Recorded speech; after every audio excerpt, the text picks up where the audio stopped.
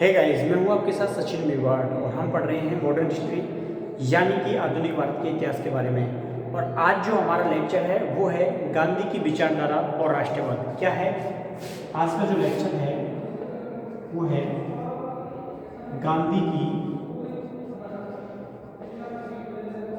विचारधारा और राष्ट्रवाद।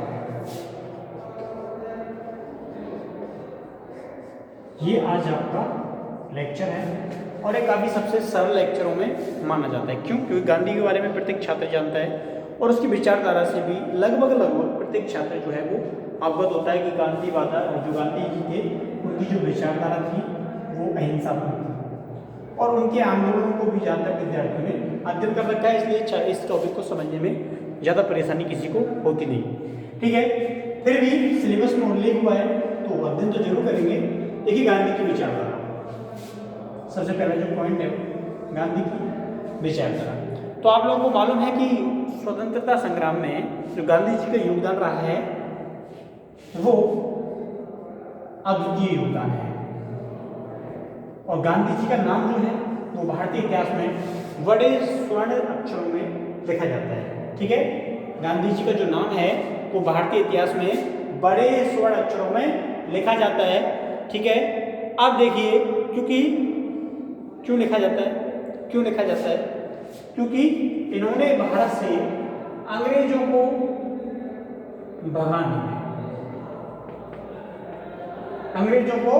भारत से भगाने में अपना अभूतपूर्व योगदान दिया। अपना अभूतपूर्व योगदान इनके द्वारा दिया गया। ठीक है, अब देखिए इसमें हम महात्मा गांधी जी का परिचय जानेंगे।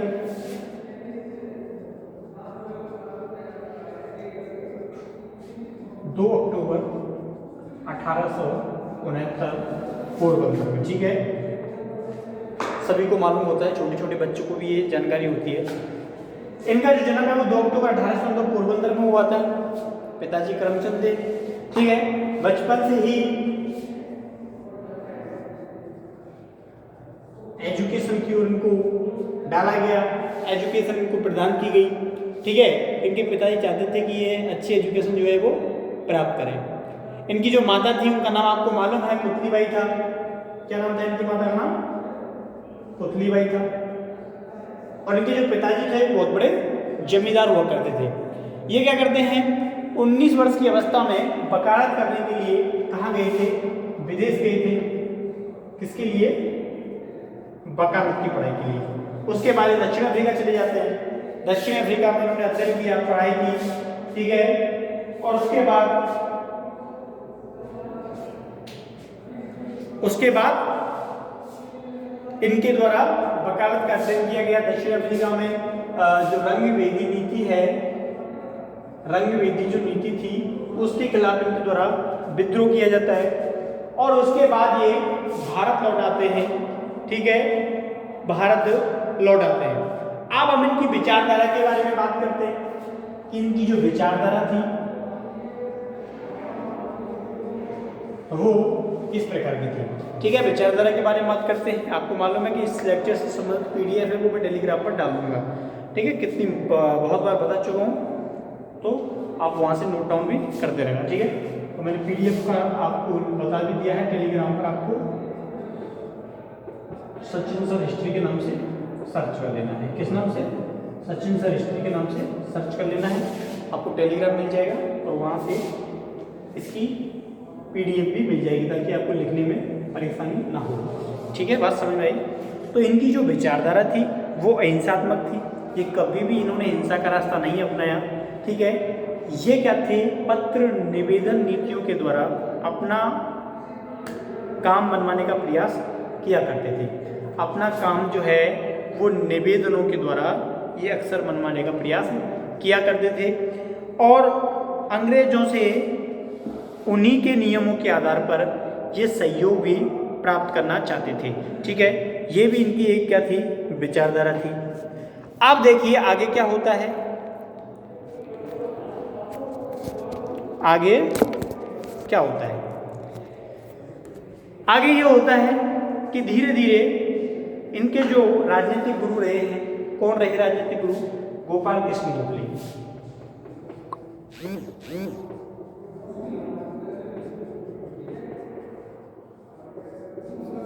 गोपाल कृष्ण गोखले इनके क्या रहते हैं? राजनीतिक गुरु होते हैं। क्या होते हैं?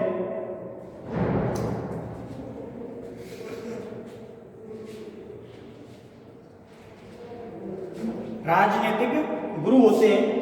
गोपाल कृष्ण गोखले ने इनसे कहा था कि आप एक बार क्या करो, पूरे भारत का भ्रमण करके आइए और भारत की जो व्यवस्था है उसको समझने का प्रयास कीजिए। गांधी जी इनके कहने पर क्या करते हैं? भारत के भ्रमण करते हैं और भारत की जो उस समय की आर्थिक सामाजिक स्थिति थी उसको इन्होंने समझने का प्रयास किया, क्योंकि तो बचपन में ही चले गए थे बगैर का एजुकेशन लेने के लिए। लेकिन बाद में क्या हुआ, जब ये यहाँ पे आए तो गोपाल कृष्ण गोखले ने इनको सलाह दी, क्योंकि गोपाल कृष्ण गोखले उदारवादी आंदोलन से जुड़े हुए थे, कांग्रेस के बड़े नेता थे, इसलिए उन्होंने इनको कहा कि आप जाइए और आप ये काम कीजिए। तो इन्होंने उनके कहने पर क्या किया?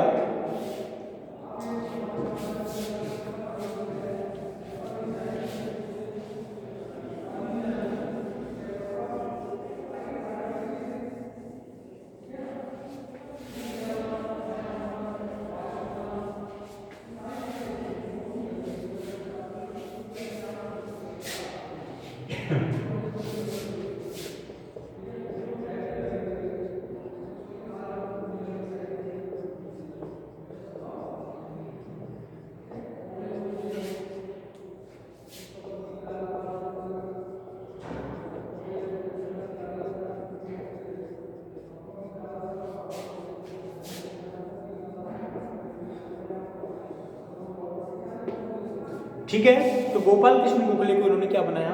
अपना राजनीतिक गुरु बनाया। किसको बनाया? गोपाल कृष्ण गोखले को बनाया।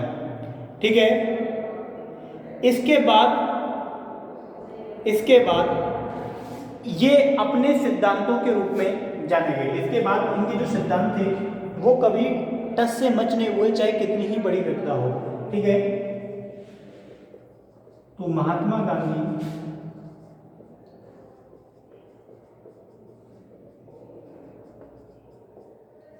अपने सिद्धांतों के लिए जाने गए।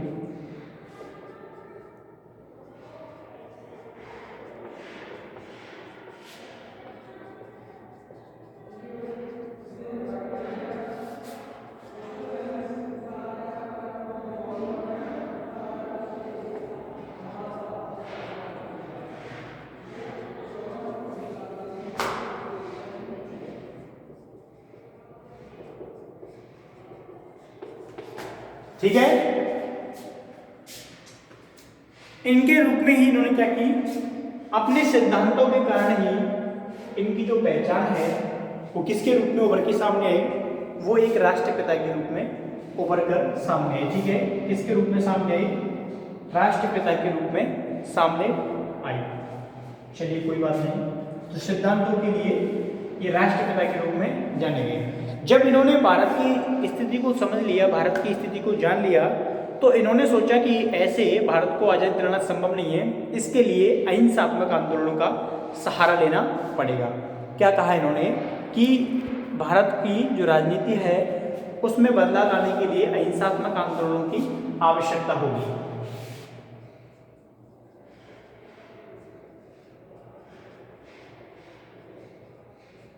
भारत की राजनीति में बदलाव लाने के लिए अहिंसात्मक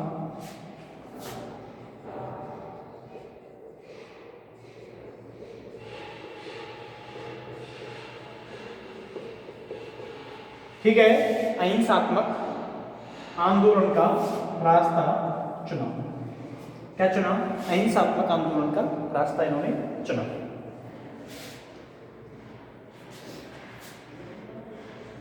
तथा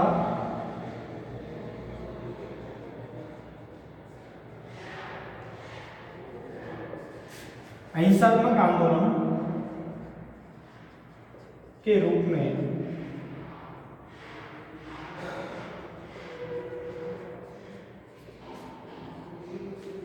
इनको सफलता भी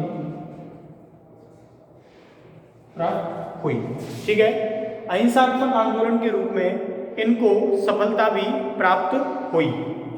तो इनके जो प्रयास हैं वो शुरू से ही सार्थक सिद्ध होते हैं, क्योंकि इनके पास वकालत थी और इस वकालत को प्राप्त करने के लिए इन्होंने बड़ा संघर्ष किया था। ठीक है,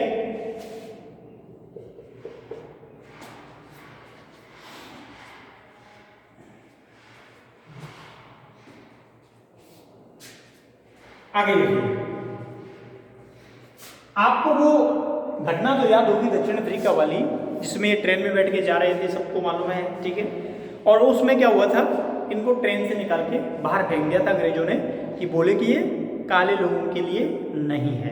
ठीक है, आप सेकंड सीढ़ी में जाके यात्रा कीजिए, आप फर्स्ट सीढ़ी एसी जो है उसमें यात्रा नहीं कर सकते। तो गांधी जी ने कहा था कि तुम तो मुझे ट्रेन से बाहर निकाल रहे हो, ठीक है, मैं तुम्हें देश से बाहर निकाल दूंगा।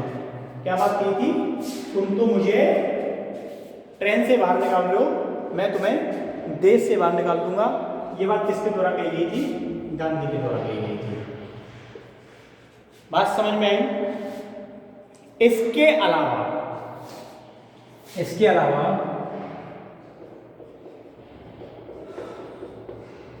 महात्मा गांधी जो थे, इन्होंने बिल्कुल सार्थक प्रयास किए थे हिंदू मुस्लिमों में एकता स्थापित करने की।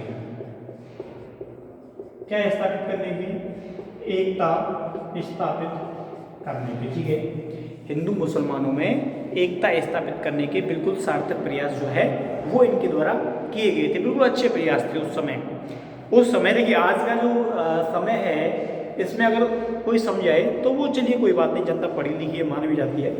लेकिन उस समय जब लोग इतनी एजुकेशन में नहीं थे और धार्मिक रूप से ज़्यादा कट्टर थे, तो उस समय समझाना काफ़ी ज़्यादा मुश्किल होता था।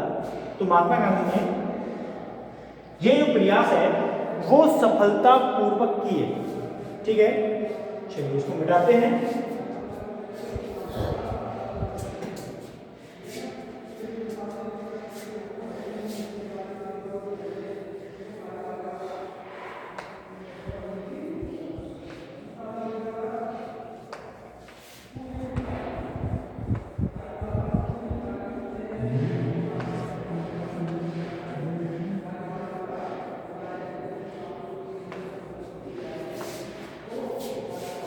चलिए आप देखिए आगे, ये क्या थे,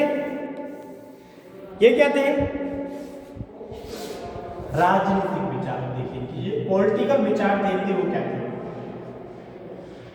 महात्मा गांधी के जो राजनीतिक विचार थे, जो पॉलिटिकल विचार थे, वो क्या थे। महात्मा गांधी ऐसी राजनीति नहीं चाहते थे जिसमें हिंसा हो, जिसमें लड़ाई हो, जिसमें झगड़ा हो। ये कैसी राजनीति चाहते थे, ये जो राजनीति चाहते थे वो ऐसी चाहते थे जिसमें एकता हो, सभी में समानता हो, बंधुत्वता हो, ठीक है, भाईचारा, ईमानदारी। तो इस प्रकार की ये पॉलिटिक्स चाहते थे कि जो भारतीय राजनीति है वो कुछ इस प्रकार की होनी चाहिए, उसमें लड़ाई झगड़ों के लिए जगह ना हो, सभी लोग एकता से रहें, समानता से रहें, बंधुता से रहें, भाईचारा से रहें और ईमानदारी से रहें। इस प्रकार की राजनीति महात्मा गांधी चाहते थे। तो ये उनकी पॉलिटिकल व्यू था, पॉलिटिकल व्यू था।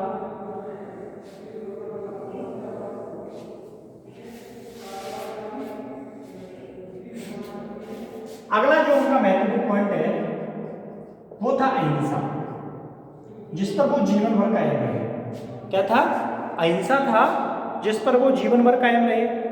अब आप लोगों को मालूम है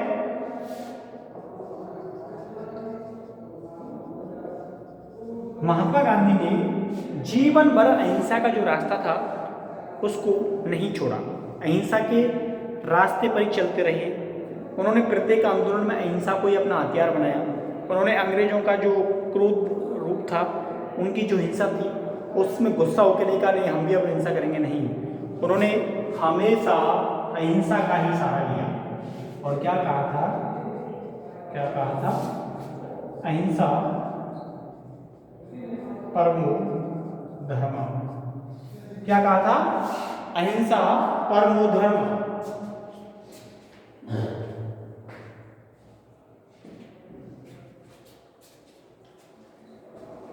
ठीक है, तो ये जो थे वो अहिंसा के रास्ते पर हमेशा चलते रहे।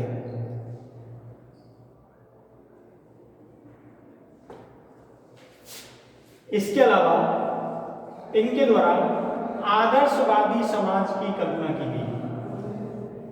कैसे, आदर्शवादी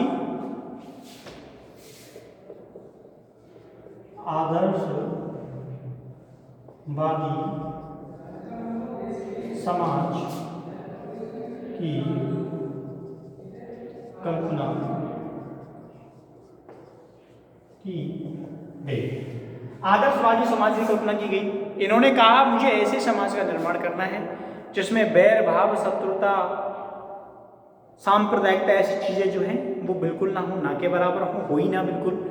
मुझे कैसा समाज चाहिए जिसमें प्यार प्रेम की भावना हो। कैसी भावना हो, जिसमें प्यार प्रेम की भावना हो, ठीक है, जिसमें भाईचारा हो और जिसमें एकता हो, जिसमें क्या हो, जिसमें राष्ट्रीयता हो। ठीक है, तो ये ऐसा आदर्श समाज जो है वो महात्मा गांधी चाहते थे। तो आदर्श समाज की उनकी ये कल्पना थी। ठीक है, इसके अलावा सुनिए उनके सामाजिक विचार कैसे थे।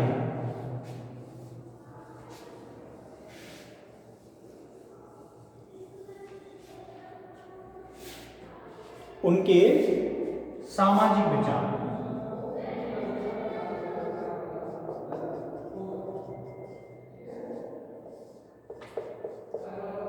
उनके सामाजिक विचार जो थे वो कैसे थे। सामाजिक विचार से मतलब जानते हो आप, सामाजिक विचारों से मतलब होता है कि एक प्रकार से आप लोगों का व्यू कैसा है समाज के प्रति। तो उनके जो सामाजिक विचार थे वो चाहते थे सभी को सर्वोच्च शिक्षा मिले। क्या मिले, सभी को सर्वोच्च शिक्षा मिले। इसके अलावा सभी को न्याय मिले। इसके अलावा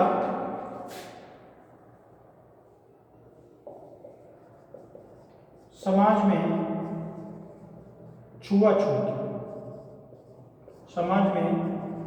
छुआछूत ना रहे, बाल विवाह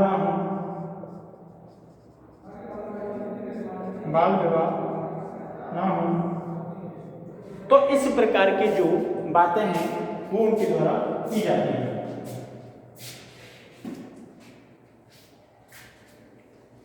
ठीक है, तो ये जितनी भी सामाजिक बुराइयां हैं इनका वो क्या चाहते थे, समाज से नाश चाहते थे। और उनका मानना था कि समाज में इस प्रकार की सामाजिक जो बुराइयां हैं, बाल विवाह हुआ, छुआछूत हुआ, किसी के साथ अन्याय हुआ, किसी की अशिक्षा हुई, ठीक है, पर्दा प्रथा हुई, तो ये जो सामाजिक बुराइयां हैं ये समाज में नहीं होनी चाहिए। तो ये गांधी जी का सामाजिक विचार थे। ठीक है,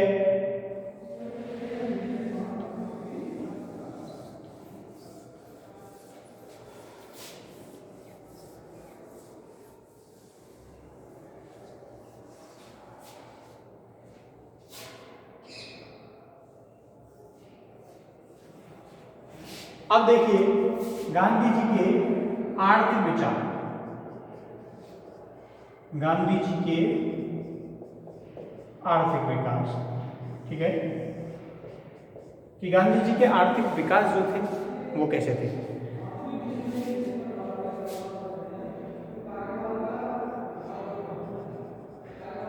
आर्थिक विकास से क्या मतलब है, आर्थिक विकास से सीधा सा मतलब ये है कि महात्मा गांधी जो थे वो पूंजीवादी व्यवस्था के विरोधी थे।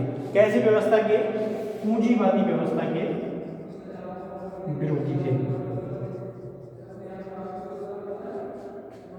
और वो चाहते थे कि छोटे छोटे कुटीर उद्योग जो हैं उनका विकास हो, छोटे छोटे कुटीर उद्योग संपन्न हो, फले फूले, ठीक है। तो इस प्रकार की आर्थिक व्यवस्था वो संपूर्ण देश में लागू करना चाहते थे। तो पूंजीवादी के विरोधी थे, तो सीधा सा मतलब है समाजवादी व्यवस्था के क्या थे? समर्थक थे। भारत में किस प्रकार की व्यवस्था है? मिश्रित, ना पूंजीवादी ना समाजवादी। बात समझ में आई? ठीक है, इससे आगे का हम कल अध्ययन करेंगे। तब तक के लिए थैंक यू, धन्यवाद, बाय बाय।